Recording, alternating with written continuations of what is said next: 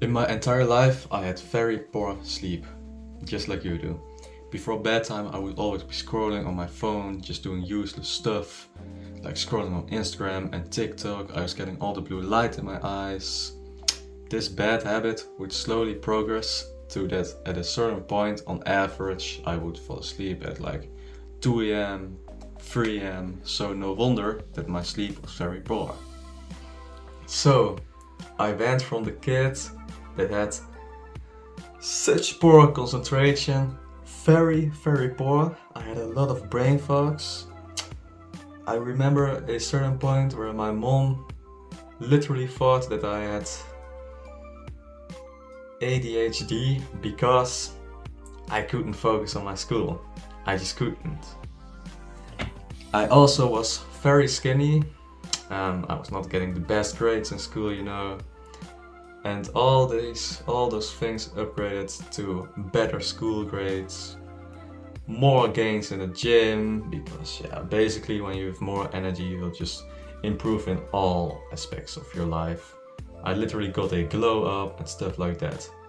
So, if you think that all those things sound really nice and you also want it, you gotta start with improving your sleep.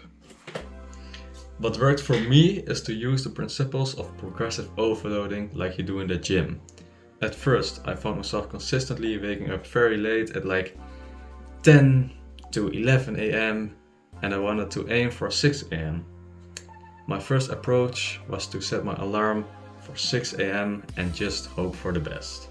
Unfortunately, this strategy left me feeling too tired at the end of the day to have the discipline to then again set my alarm this early.